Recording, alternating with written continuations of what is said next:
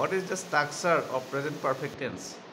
Subject plus have oblique has plus verb tree, it means past participle plus object.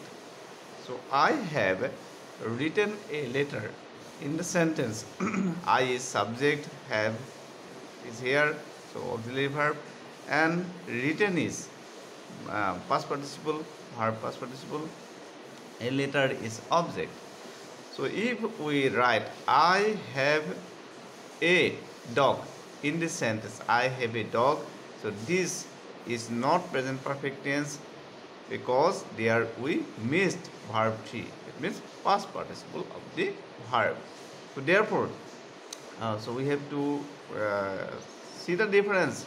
If I say I have a car and I have bought a car, so both sentence. First one is simple present, and second one is present perfect tense.